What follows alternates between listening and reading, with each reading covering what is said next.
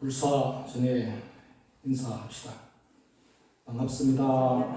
고맙습니다. 뜻분입니다. 사랑합니다.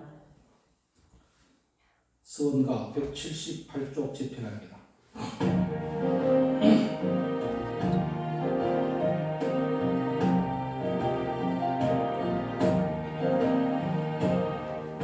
우리는 성전에 모두 모였네. 대자비 대왕령이 충만하신 곳, 거룩하신 부처님의 진리를 배워 부산골이 이루어서 생사면하고 가엾은 중생을 제도하고자 성스러운 불회성에 같이 모였네.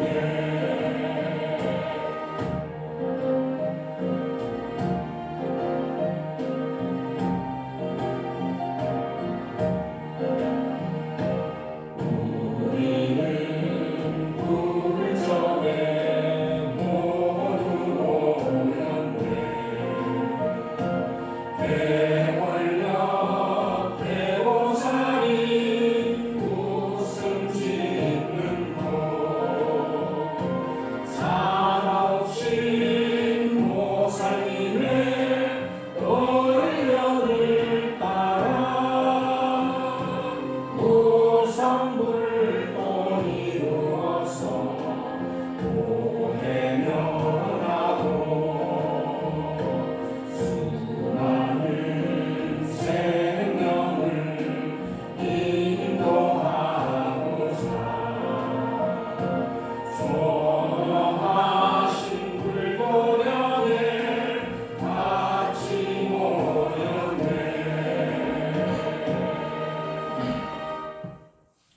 삼기명례입니다.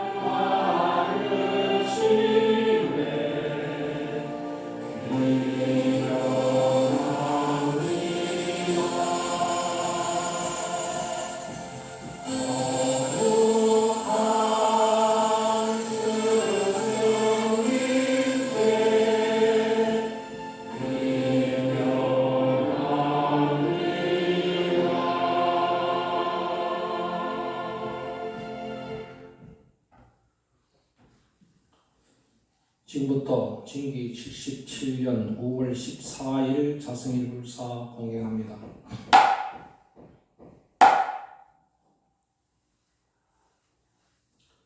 교리 참입니다. 6대 사만 삼밀 우주범체인 지수화풍공식 6대를 체로하고 대만다라 삼배야만다라 엄만다라 갈마만다라 사마를 상으로 하고 신화의 삼미를 용으로 하여 유의무의일체일과 이치의 지혜가 밝고 대리 결정코 용례하여 육행으로 내 종지를 굳게 세워 망을 항복받고 외로를 제어하여 구경선물하겠나이다. 자성 참여합니다.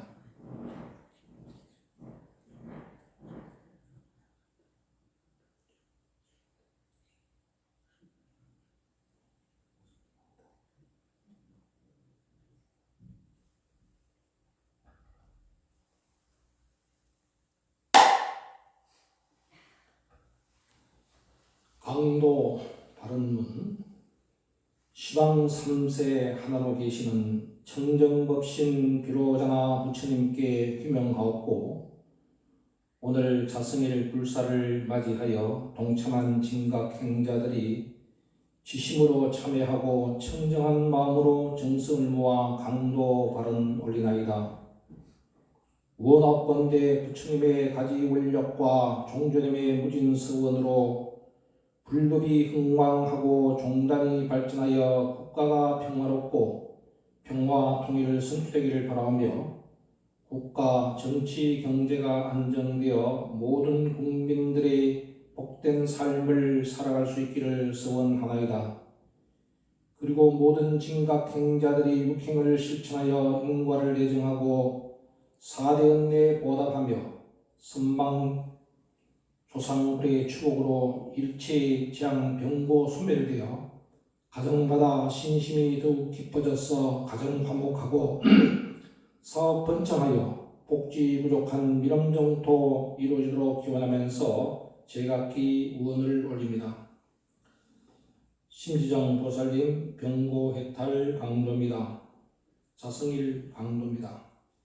손법 심지정 이진규 유용호 정진혜 유재환 유승환 기훈 일념화 길상정 은혜정 윤승환 다연심 윤동우 윤담이 보현정 김영호 김원보 복지심 경덕 묘행인 김영규 조미라 김다솔 김다윤 김준 해시마 오세일 오세진 효진 현성지 권윤 성모 은혜지 김시원 김현 해관 최홍구 이선희 안세환 이제 이 자리에 동참한 모든 진각행자들이 발심한 간절한 서원이 원만히 성취되도록 법신 비로자나 부처님께 지심으로 정례하고 서원 정리하면서 진옥과 불사를 올리겠습니다. 5대 서원입니다.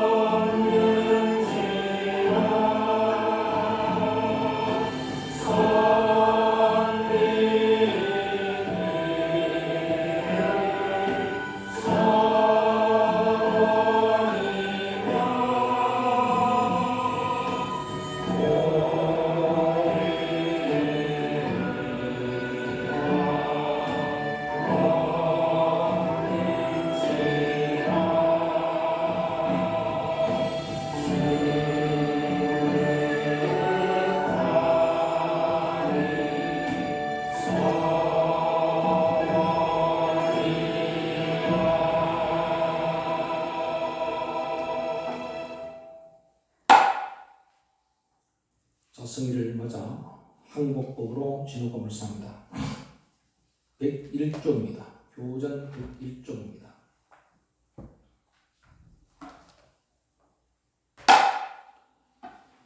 제3절 진호국가 하는 데는 네 가지 법이 있음이니 식재법과 중립법과 항목법과 경례법이 진호국가 법이니라. 삼항목법 정도 실천 당하여서 이에 대해 마장됨을 항목받는 법이니라.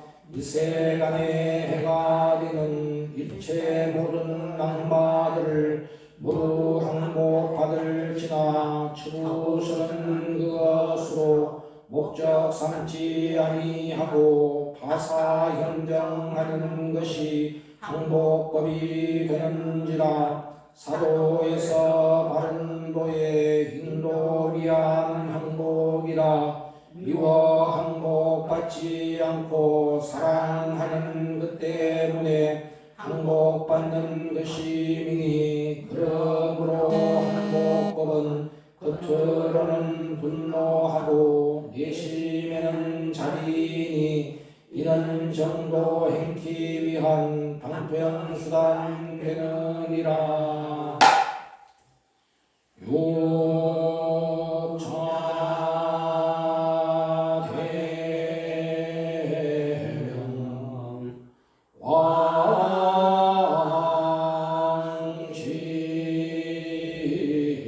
왕실한 오마리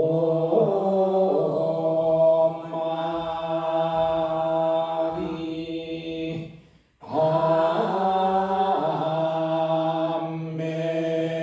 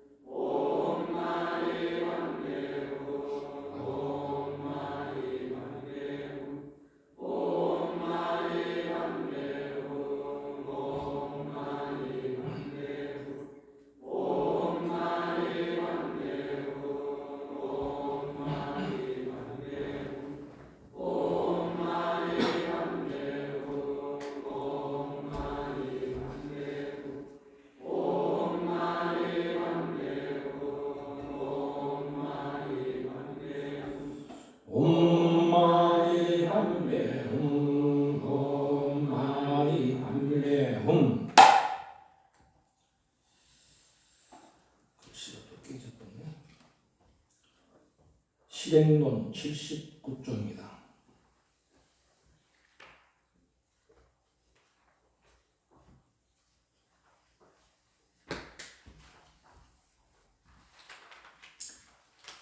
실행론 79쪽 강생성도 열반개송.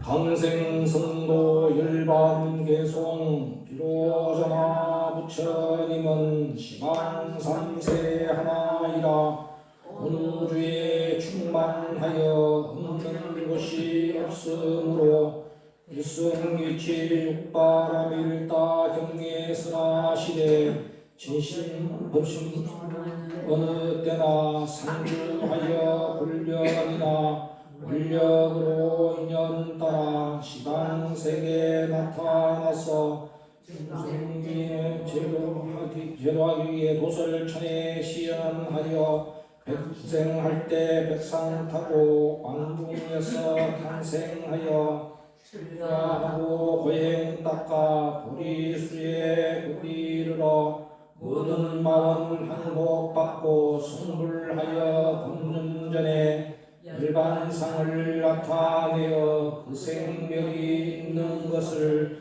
다만 시연하였으나 진심만은 어느 때나 동치 아니하심이라고 설한다.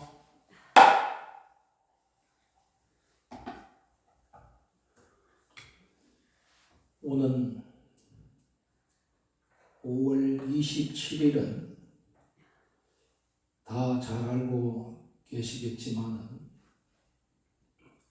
인류의 스승이고 사생의 자비로운 어버이신 부처님께서 이 땅에 오신 날입니다.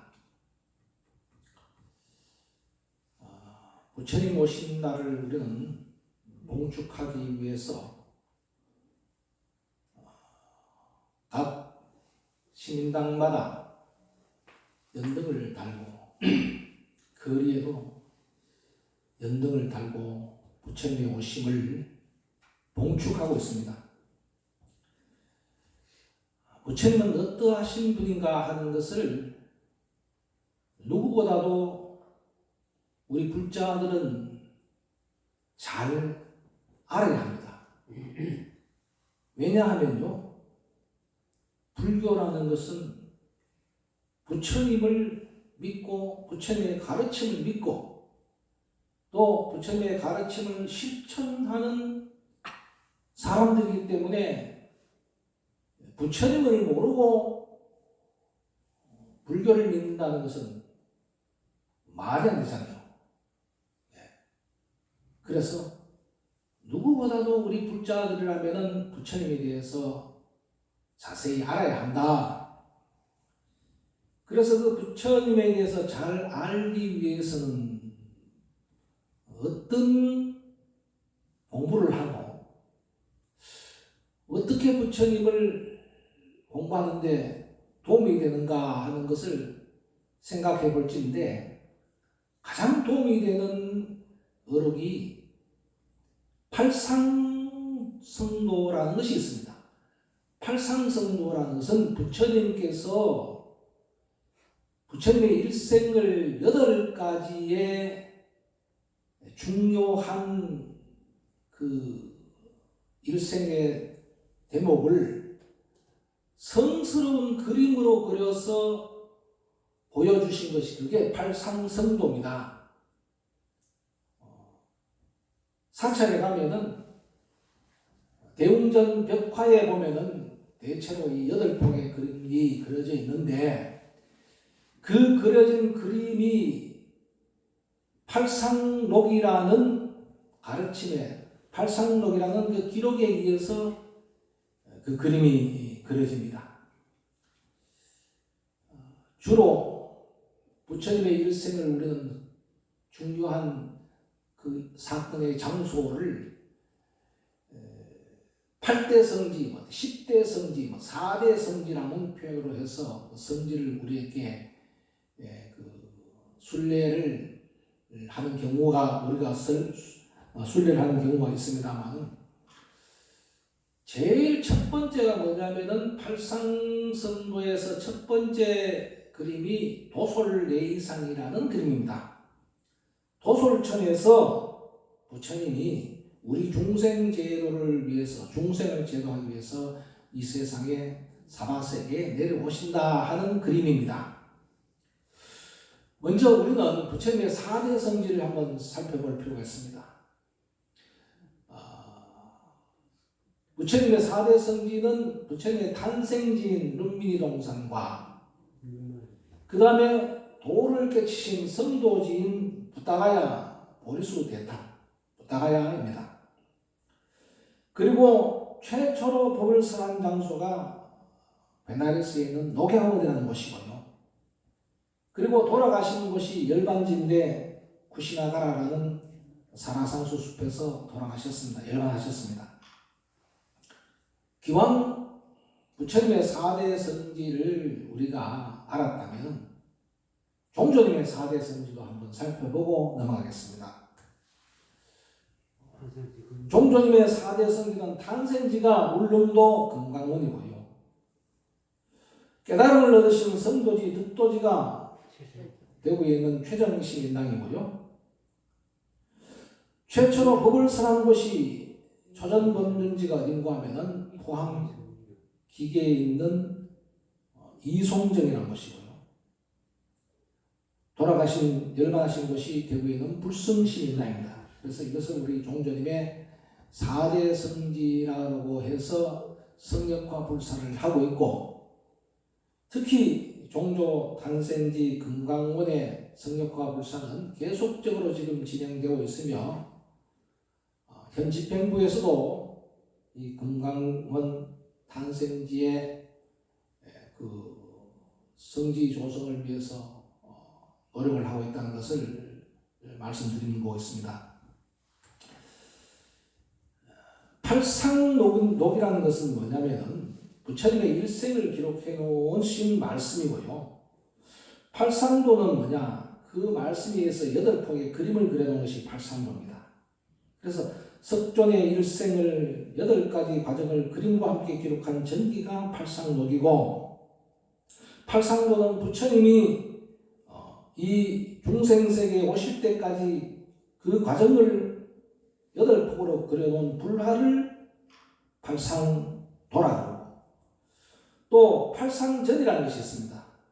그 팔상전이라는 것은 뭐냐? 팔상도의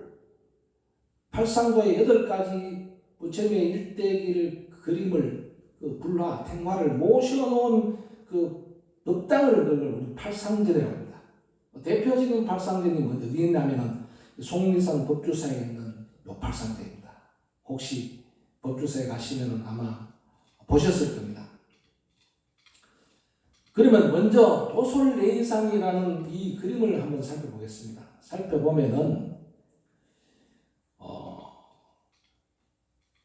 무수한 방편 원력으로 정진하던 호명보살이 도솔천에서 큰 깨달음을 얻고 난 이후에 중생 제도를 위해서 그 인연을 기다리는 그 장면과, 그리고 내가 중생을 제도하려면은 어느 나라, 어떤 사람의 몸을 빌려서 태어났으면 좋겠는가 하는 것을 도솔천에서 생각하십니다.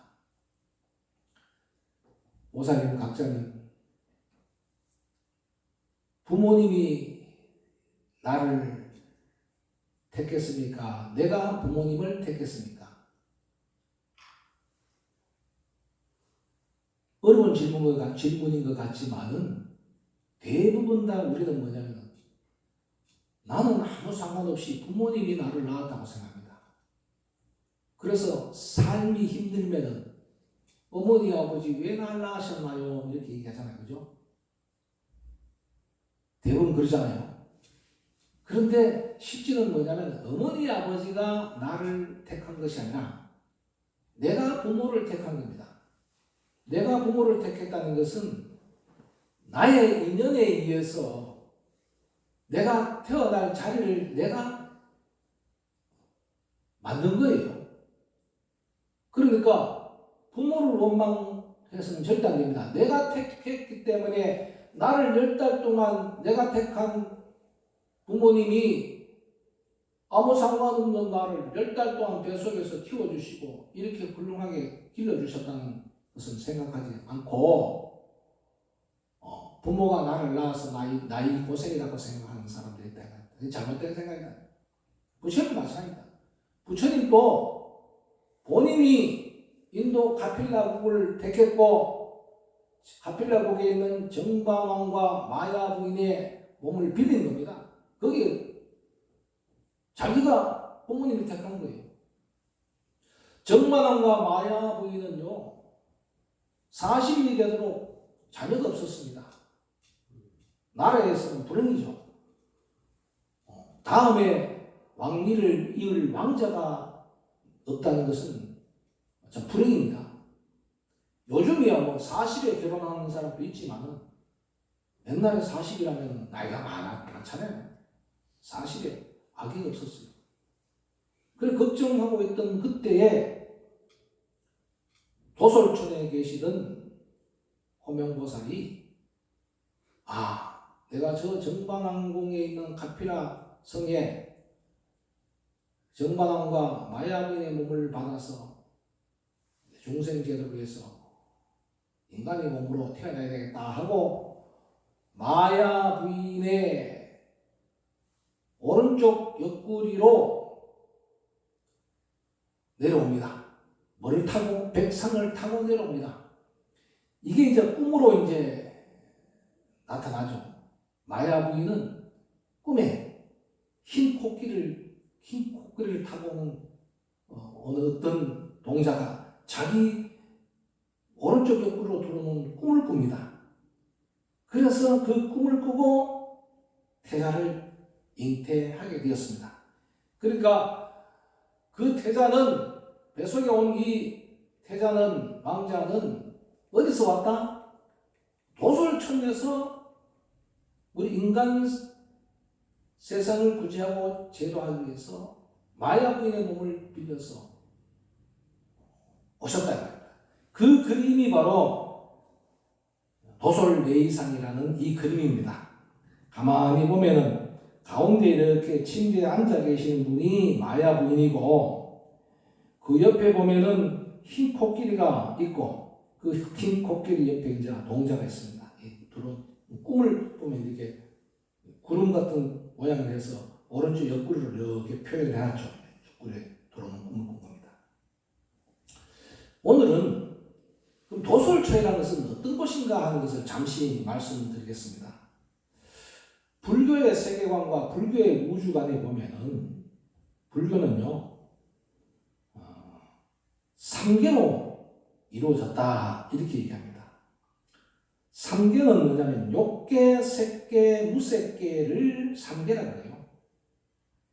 욕계라는 것은 온갖 욕망이 가득한 중생의 세계를 욕계라 하고 색계라는 것은 욕망은 벗었지만 아직 물질에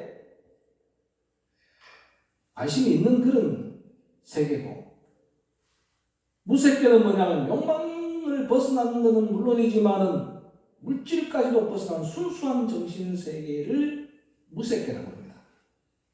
이 세계는 욕계, 색계, 무색계가 있는데 이 욕계, 색계, 무색계를 우리는 3계라고 해요. 3계는 뭐냐면 육도 윤회하는 세계입니다. 그래서 3계 육도 세계라고 해요.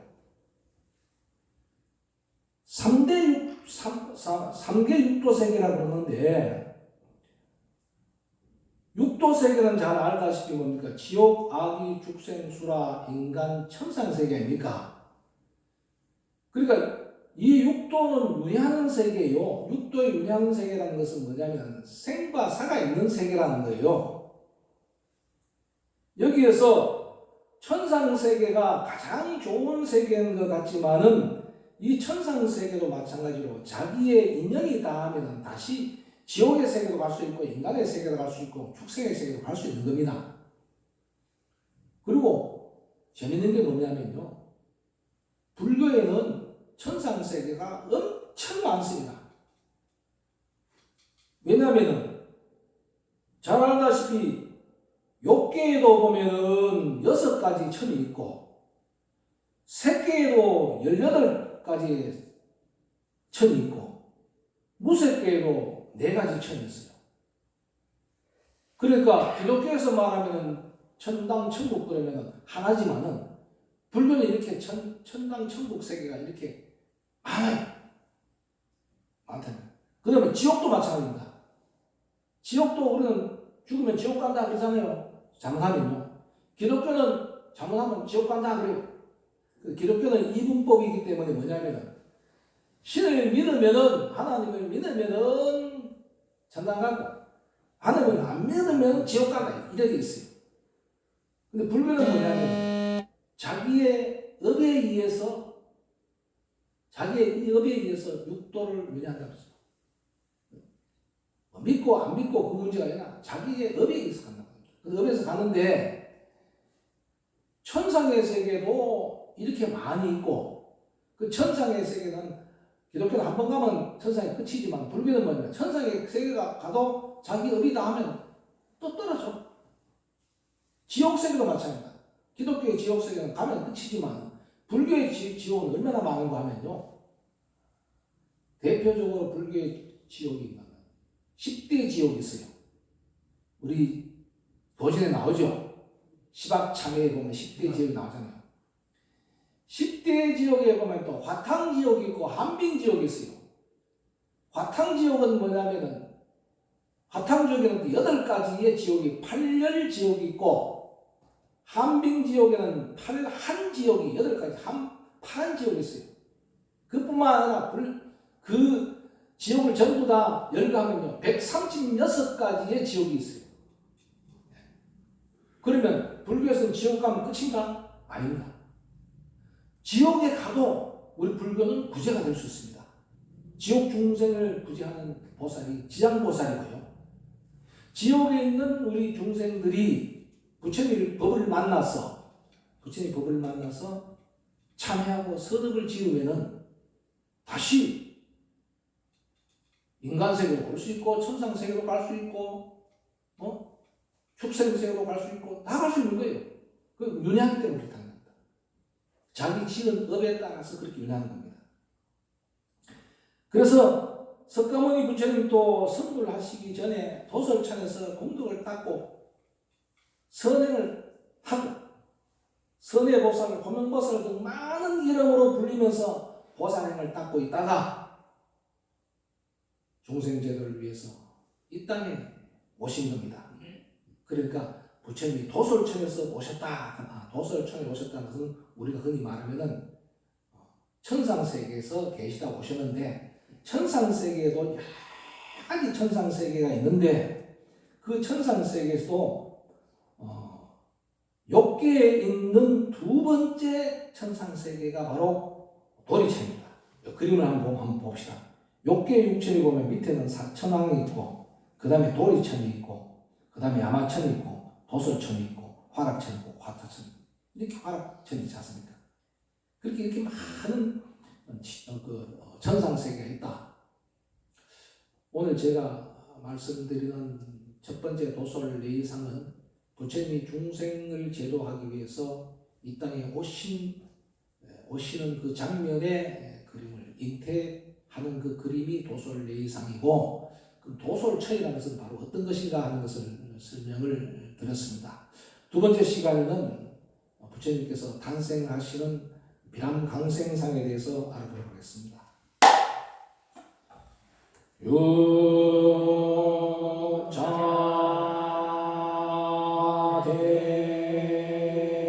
유자대명 왕지론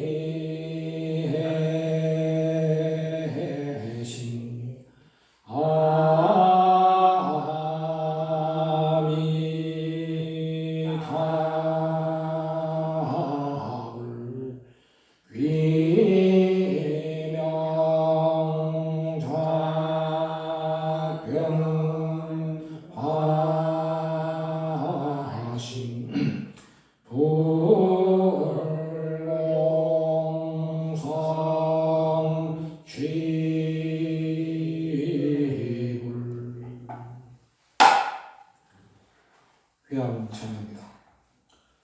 오불사라밀 16대 도살 평양 사설의 규명하나이다.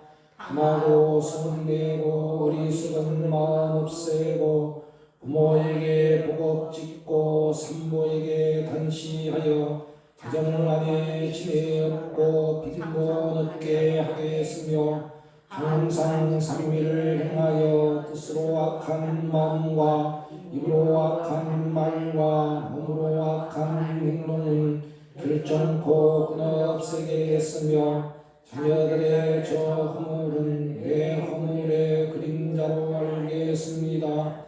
너희 범석 사왕과 출룡 팔로와 제왕과 인왕과 사승과 부모와 선지식 도량 중등 법계 유전을 위해 서원하고 회양하여 모든 장애를 단죄하겠나이다.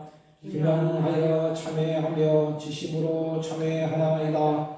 6대 4만 3밀 자성 참회합니다.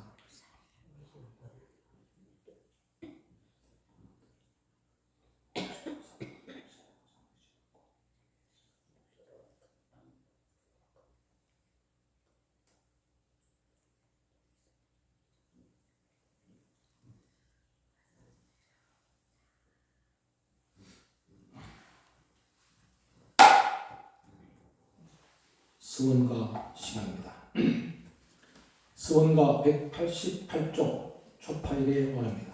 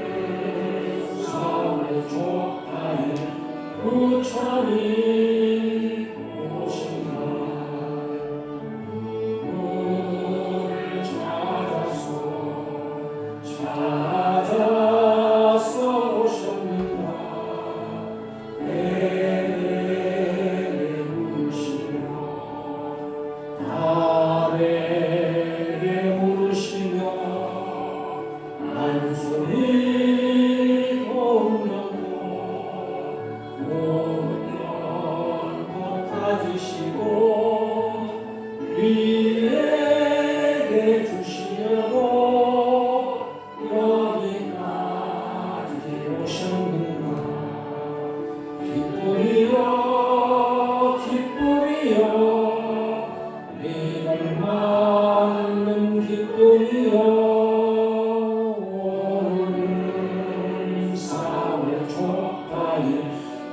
부처님 오시마.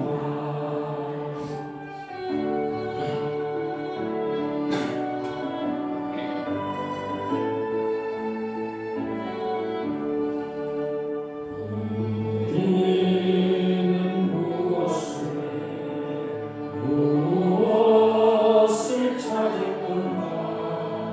괴롭다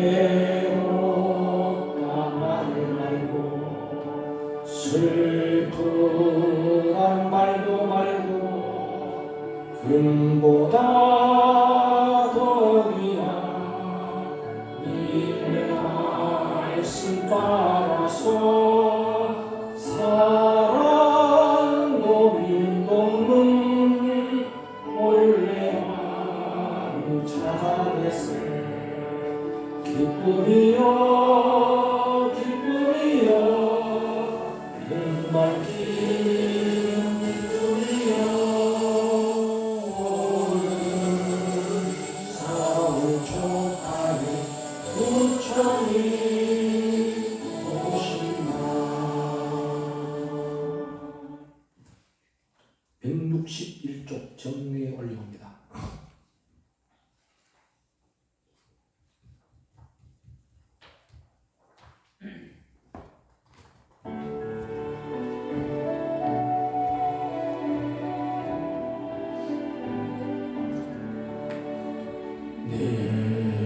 이제 돌아보니 무량 세월은 거센 바람 험한 물결 빛바 없었네.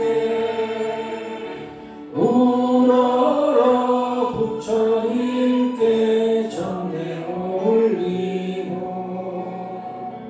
고요한 맘 깨끗한 향 맑은 대담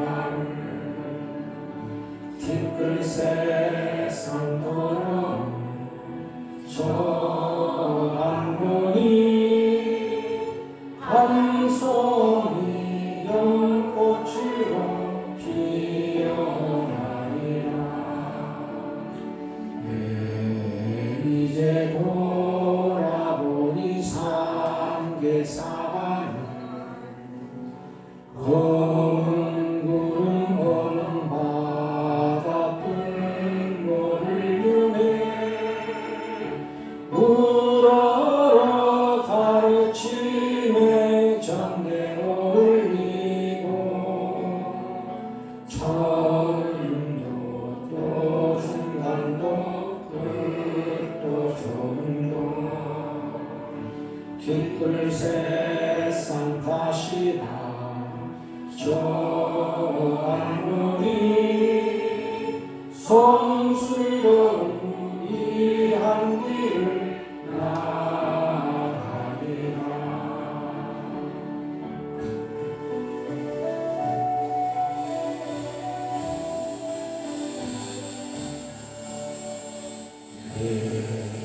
이제 돌아보니 중생 살림은 저는 마음 굽은 생각 뜨거운 보초 우러러 합주에 전례 올리고 수행하는 둘째자의 고미한 곳을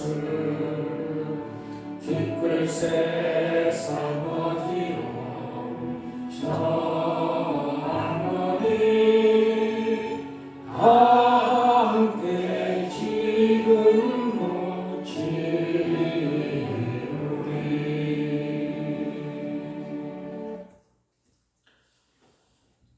서원가 89쪽 부처님 오신 날 두 번째 노래입니다. 그냥 89쪽입니다.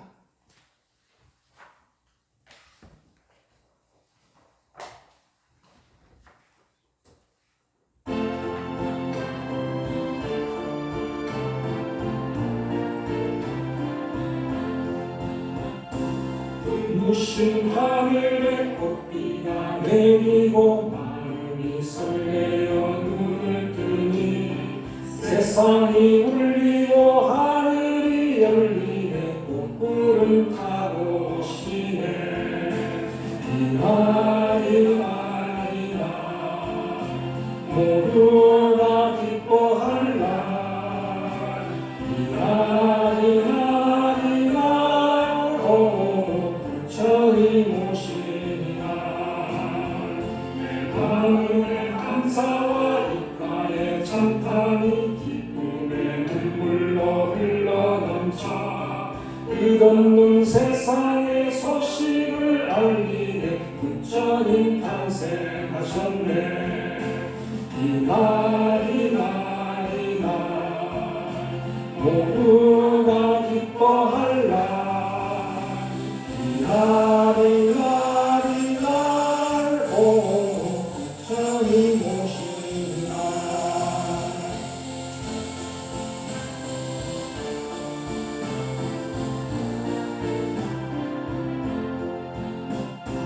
영원한 자유와 온전한 행복 평화를 이 땅에 보이시랴 하늘과 땅을 향하신 그 말씀 너희도 부처님이라 이날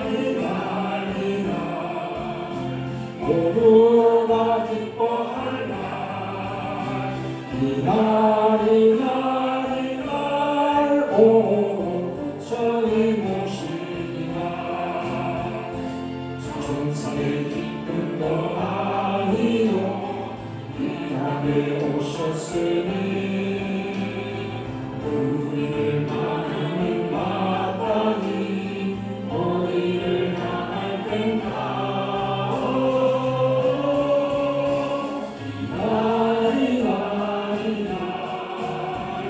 모두가 기뻐할 날 이날 오 부처님 오시니 이날 모두가 기뻐할 날 이날 오 부처님 오시니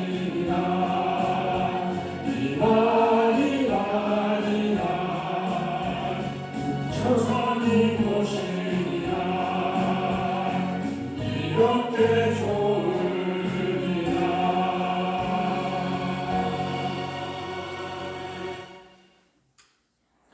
빠르니까 따라하기 힘드시죠, 그죠? 교전 184쪽 추복불사입니다.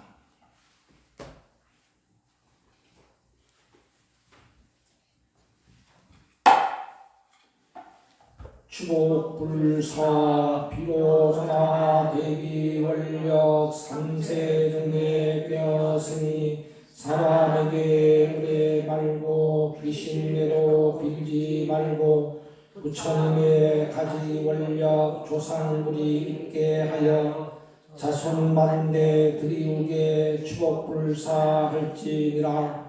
부모 위에 추복하면 삼복전을 짓게 되니 보은복전, 공덕복전, 회양하여 빈궁복전, 나를 낳은 부로나물과 조여부모 기재일에 산과 같고 바다 같은 부모인데 갖기 위해 비로소나 부처님께 불공하고 서원하면 현재 부모 향수하여 병과 근심 없어지고 선망부모 해탈되어 미련국토 나게 되고 내지 7세 부모까지 지옥아위 축생 떠나 불가사의 미묘한법 현재 자손 창성하며 일체 원속 수복 많고 질병제와 수멸한다.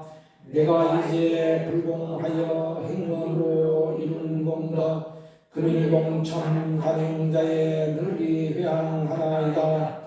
원하건대 이 공덕이 널리 일체에 비춰져서 나와 모든 중생들이 함께 불도 이루어지다.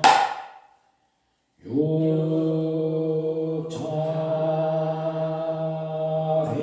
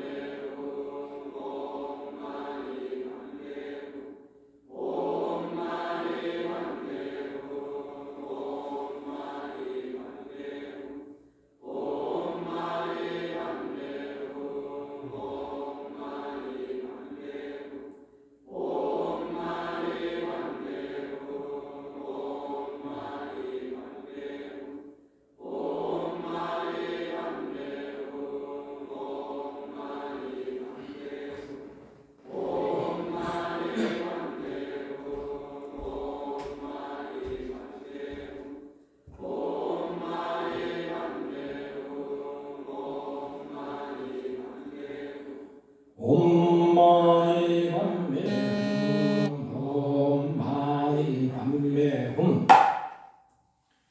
실행론 77쪽 삼신이불과 삼보사불의 나항입니다. 77쪽 나항입니다.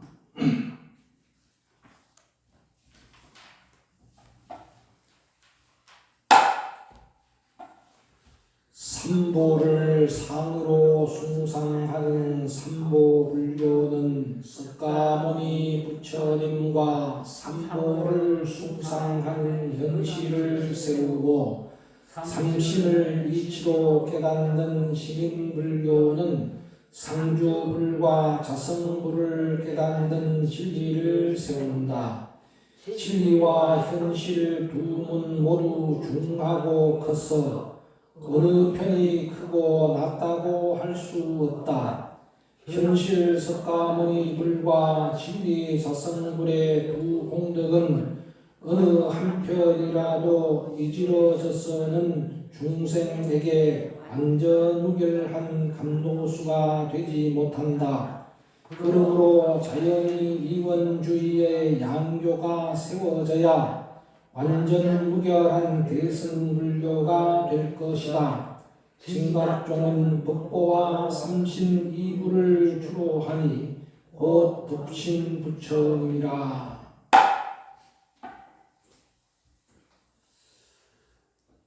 부처님은 석가모니 부처님은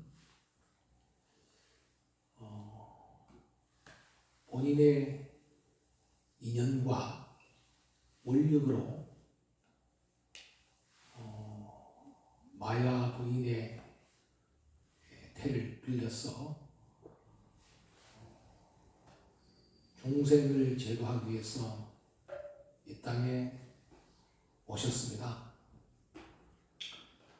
이 땅에 탄생하시는 오셔서 이 땅에 10달 동안 부모 대중에 있다가 태어나시는 장면이 비람강생상이라는 그림입니다. 상기를 느끼자 아이를 낳기 위해서 마야 부인은 인근에 있는 친정의 콜리성으로 카피라성에서 자기의 친정성인 콜리성으로 아기를 낳으러 갑니다.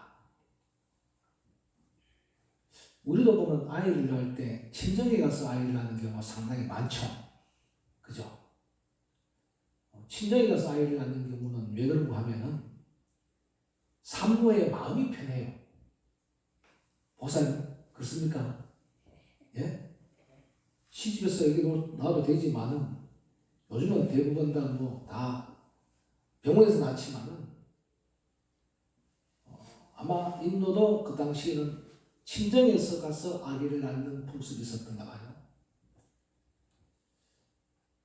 길 가는 도중에 정말 이제 상기를 느껴서 아이를 낳아야 할 형편이었습니다. 마침 지나가다가 룸비니 동산에 이르렀을 때 마야 부인이 무수나무를 가지를 잡을 때 오른쪽 옆구리로 부처님이 탄생하십니다. 비람이라는 것은 뭐냐? 룸비니 동산을 말하는 것이고 강생이라는 것은 태어나신 것을 말하는 겁니다. 룸비니 동산에서 태어나신 그 그림, 모습이 비람강생상이다. 그래서 룸비니 동산에서 탄생하시다고 했습니다. 룸비니 동산에는 제가 3번을 가봤어요. 근래 가본 룸비니 동산의 사진입니다. 이 사진이 커다란 꿀뚝 같은 것이 있죠, 그죠? 이게 뭐하면은 인도를 통일한 아소카 왕이 여기가 부처님의 탄생지라는 것을 가리키는 오명한 유물의 석주입니다. 돌기둥이에요. 돌기둥이 남아있어요. 이 돌기둥의 위에는 원래 이 사자상, 4마리의 사자상이 있는데 이 돌기둥에 여기가 바로 부처님의 탄생하신 장소라는 것을 기록되어 있기 때문에 여기가 부처님의 탄생지라고 우리는 그렇게 역사적으로 믿습니다. 비람강생상을 제가 말씀드리면서 중요한 사항은 뭐냐면 마야 부인이 지금 현재 이 그림이 이제 비람강생상 부처님의 탄생을 그린 그림인데 무수가지를 잡는 순간에 아기가 태어났다고 했습니다. 무수라는 나무는 원래 아소카나무라는 나무예요. 아소카나무. 그래서 사람들이 산통이 없이 왕자를 출생하게 된 그 공덕을 길러서 그 나무를 무수나무라고 했습니다. 무수란 말입니다. 무라는 건 없다는 뜻이고 근심 걱정이 없다입니다. 근심 걱정이 없는 나무, 근심 걱정을 없앤 나무다 이 말입니다. 산통 없이 나왔다. 그런데 아기가 어디서 태어났는가 하니까 우협 탄생, 오른쪽 옆구리로 태어났다고 했습니다. 부처님 같이 성인이시니까 우리하고 다르게 태어나셨구나. 이렇게 우리가 생각할 수도 있겠지만은 이 전기는 하나의 문학적인 표현이 굉장히 다분합니다. 인도에서는 사성계급이라는 계급이 있는데 4가지 계급이 있는데 첫 번째 브라만 계급은 최상위 계급인데 브라만 신께서 입으로 나왔고 두 번째 크샤트리아는 무사 계급은 왕족 무사 계급은 옆구리로 낳고 그 다음에 농공상빈인 수두라는 양쪽 다리로 놓고 수두라는 노예 계급인데 발바닥으로 나왔다 이렇게 돼 있어요.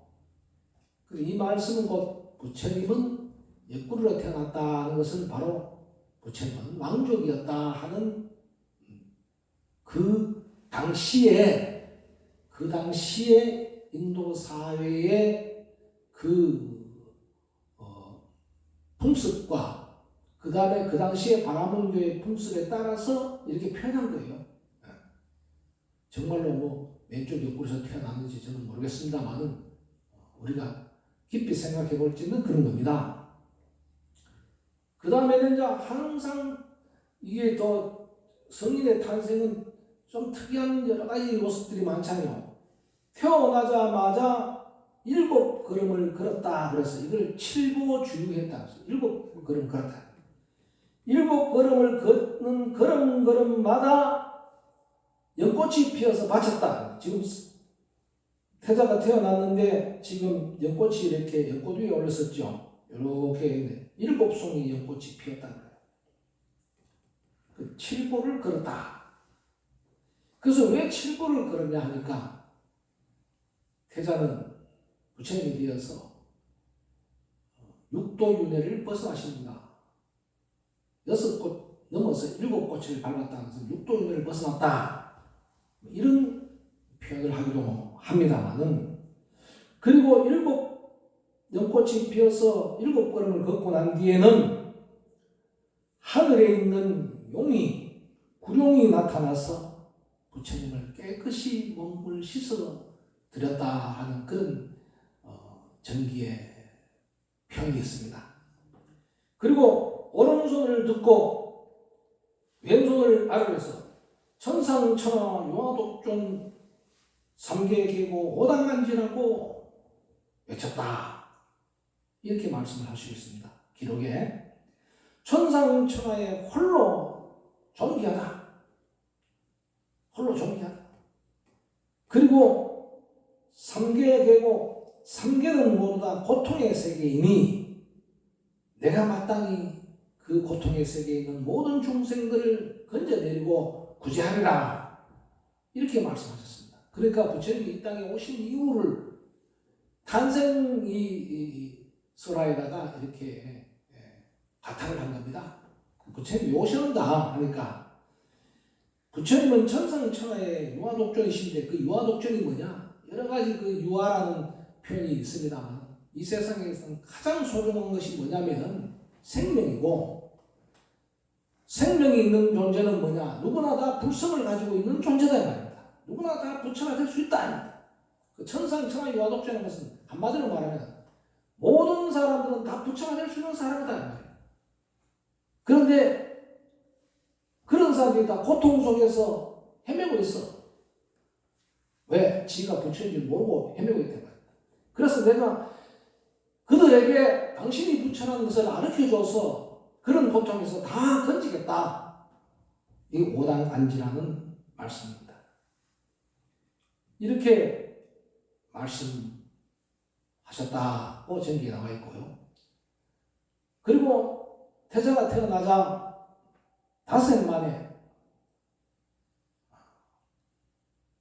설산에서 수행하고 있던 아시타라는 선인이 왕자가 태어났다는 소식을 듣고 누구보다 기뻐서 왕궁에 찾아와서 정관왕에게 태자의 모습을 좀 배웠으면 좋겠다 하고 간청을 했어요. 워낙 또 유명하신 또 선인이고 하니까 만나게 해주었습니다. 그런데 아시타 선인이 태자를 보는 순간에 펑펑 울었습니다. 아니 남의 아이를 보고 나라의 태자를 보고 왜 웁니까? 임금이 불길한 생각이 들어서 왜 당신이 왜 웁니까? 하고 물으니까 내가 나이가 이제 차가지고 저 태자가 자라서 성인이 되면은 출가를 하면은 부처님이 될 것이요. 그리고 왕이 되면은 전륜성왕이 될 것이다. 왕이 되면은 최고의 왕이 된다. 이 세상에서 최고로 모든 백성들이 우러러 받드는 최고의 왕이 될 것이고 출가를 하면은 출가 수행을 해서 출가해서 수행을 하면은 부처님이 되십니다. 내가 이렇게 훌륭하신 분이 장성에서 그런 모습을 보지 못하고 내가 죽어야 되니 그것이 서러워서 제가 이렇게 울었습니다. 임금이 기쁘겠습니까? 안 기쁘겠어요? 처음에는 불길한 생각이 들었지만 그 얘기를 듣고 너무나 기뻐했습니다.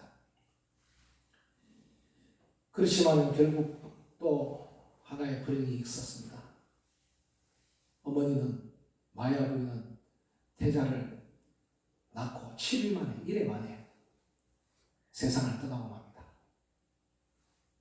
세상을 떠나고 맙니다. 그리고 아이를 키우려면 태자를 키우려면 훌륭한 어머니가 있어야 되잖아요. 훌륭한 어머니가 있습니다. 그래서 그 어머니를 누구를 어머니로 삼았냐면은 이모인 파자파티라는 사람을 태자의 어머니로 삼았습니다. 그 말은 뭡니까? 정반왕의 두 번째 부인이 된 거죠. 우리로 말하면 이게 우리의 문화로 보면 이게 가능한 겁니까? 자기 부인이 죽자 부인의 동생하고 결혼했다. 우리는 이해가 안 되잖아요. 그죠? 그래서 세상의 모든 것들은 뭐냐면 그 나라의 풍습과 그 나라의 문화가 또 다른 거예요. 그 따지고 보면요. 엄마가 죽고 난 뒤에 아기를 가장 사랑스럽게 잘 키울 사람이 누구겠습니까? 이모만한 사람 있어요? 그죠? 세상에 이모만한 사람이 없어요. 현실은 그렇더라고요. 그래서 이모가 정말 태자를 훌륭하게 잘 키웠습니다. 그래서 부처님께서는 론비니 동산에서 탄생하셔서 이 땅에 그 오신 그 모습, 그리고 탄생계를 외치신 그 말씀, 이것이 바로 비람강생성 룬빈이 동산에서 탄생하신 부처님의 그 모습을 그린 그림 속에서 우리들에게 보여주는 가장 소중한 내용이 아닌가 하는 생각을 해봅니다. 흔히 우리는 부처님의 탄생을 굉장히 신비스럽게 우리가 생각하고 표현합니다만, 어쨌든 부처님의 탄생은 우리들 중생들을 구제하기 위해서 이 땅에 오셨다 하는 것을 탄생에 대해서 엿볼 수 있다는 것을 말씀드립니다. 요사대명 왕시는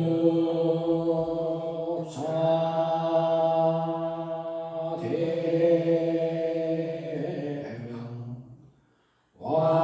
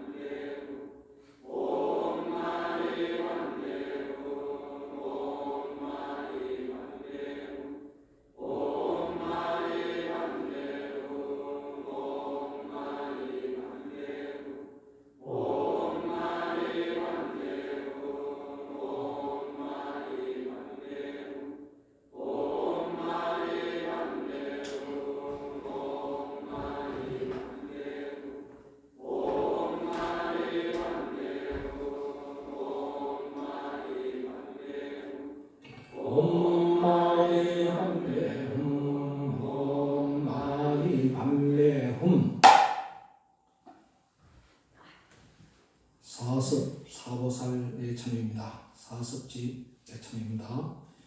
귀명일체의 사섭지 금강구보살, 귀명일체의 선교지 금강색보살, 귀명일체의 경고지 금강쇠보살, 귀명일체의 활락지 금강경보살.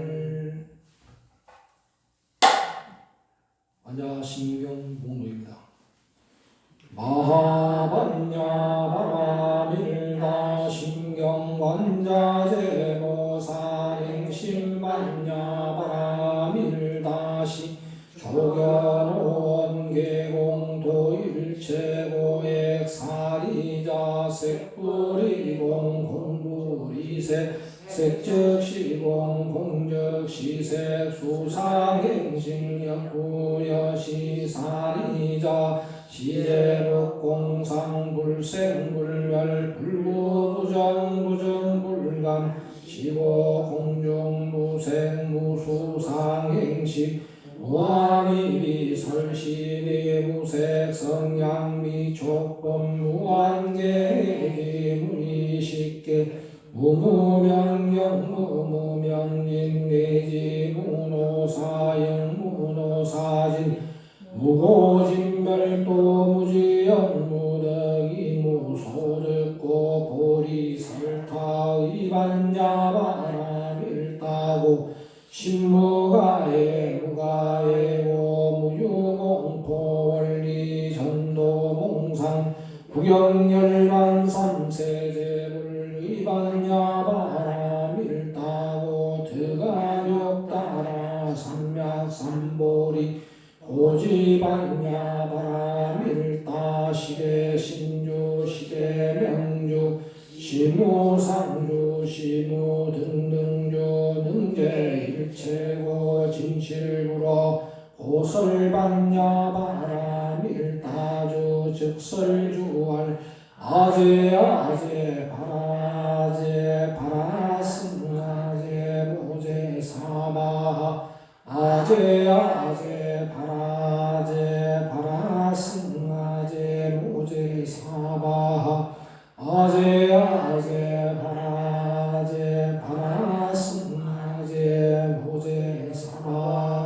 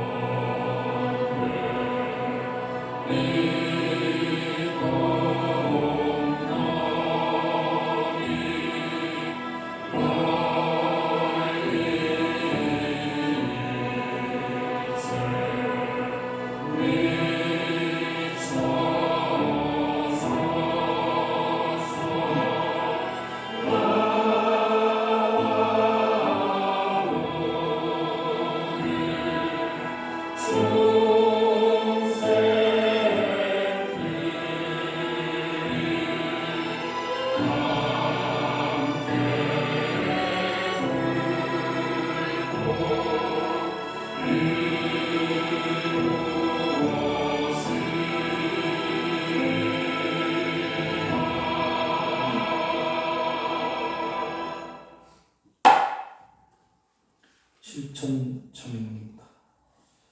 무시 가운데 그로부터 금일에 이르기까지 무아에 어두워서 당신과 전심과 사견으로 말미암아 몸과 입과 뜻으로 지은 죄를 다 드러내어 참회하나이다. 이제로부터 단시의 실질을 성취하여 간탐심을 없애고 안인의 미묘한 공덕을 예증하여 지혜를 없애고 인과의 이치를 심해하여 사견을 없애게 사오며 지심으로 정례하나이다. 6대 4만 3밀 자성 참여합니다.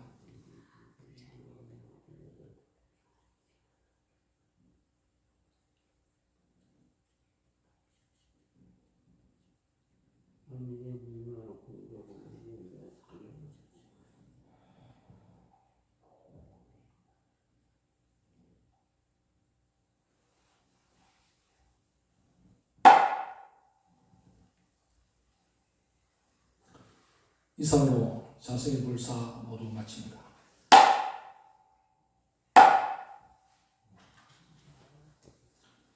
사내가 함께 부릅시다.